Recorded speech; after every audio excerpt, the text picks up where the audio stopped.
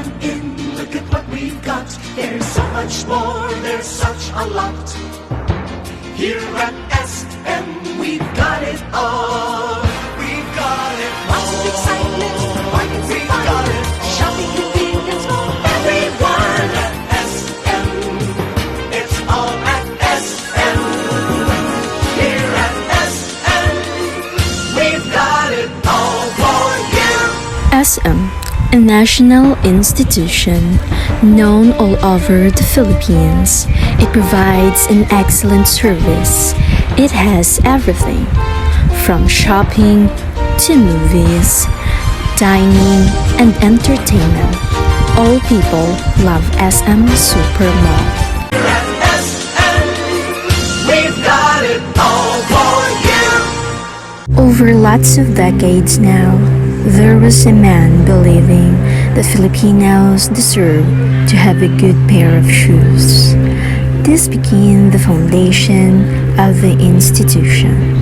The story of Mr. Henry C. Sr. Henry Tan Chi Seng Sai Sr., known as the father of Philippine retail and the number one Philippine richest man, was born October 15, 1924 in the village of Ankou in the Xinjiang country of Fujian province in South China.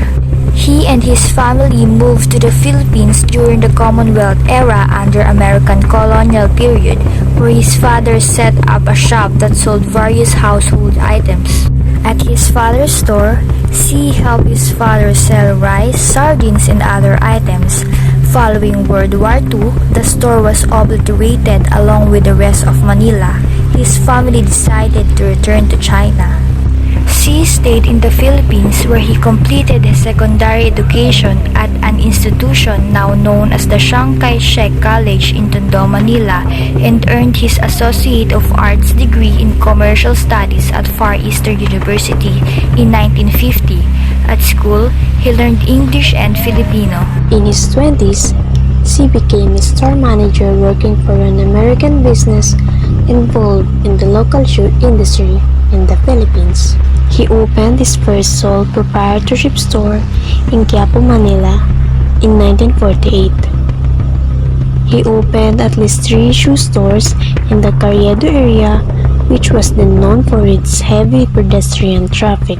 His decision to sell shoes was due to the losses his family experienced in World War II, thinking that everyone would need shoes following the aftermath of the war. In November 1972, he opened SM Quiapo, SM's first standalone department store, and entrusted his 22-year-old daughter Teresita to run the store. On November 8, 1985, he established his first SM Supermall, SM City North EDSA.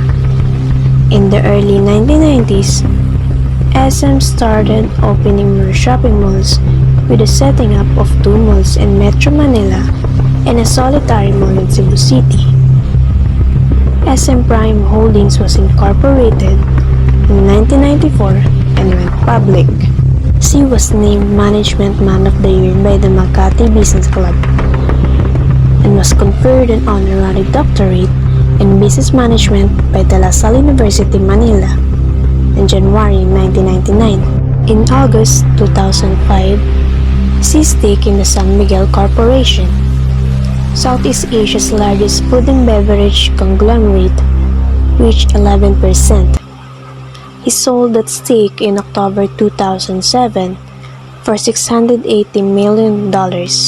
Henry C. Sr., a great man who deserves more than just social admiration, was awarded with the first special recognition as the father of Philippine retail in December 2005 by the Philippine Retailers Association. SM Investments is the operator of Banco de Oro, BDO, and owner of China Bank. In 2006, C bought the remaining 66% of Equitable PCI Bank, the Philippines' third largest lender, and merged it into BDO the following year. The transaction turned BDO into the second largest financial company in the country. He was the Philippines' richest man, gaining $5 billion in 2010 amid the global financial crisis. In 2017, C stepped down as chairman of SM Investments Corporation and was given the honorary title of Chairman Emeritus as recognition for being the founder of the SM Group. Jose Shaw succeeded C as chairman. C was married to Felicidad Tan, who was a shoelace vendor. The couple had 6 children: Teresita, Elizabeth, Henry Jr., Hans, Herbert, and Harley. Teresita and Henry Jr. are vice chairpersons of SM Investments, serving under Chairman Jose Shaw, a longtime lieutenant of Henry Sr. Harley served as executive director of SM. Henry is a very humble person, always attributing his success to the people around him who helped him get to where he is today.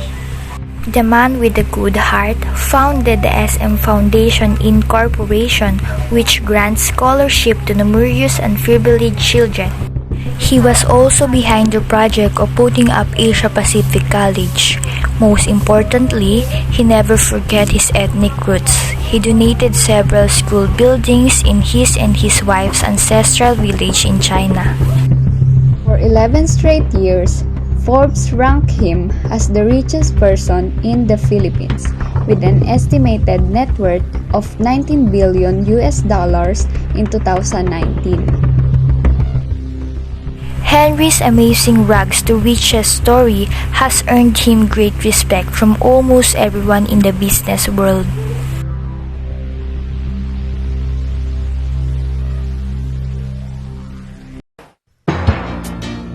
Come on in, look at what we've got. There's so much more, there's such a lot. Here at SM, we've got it all.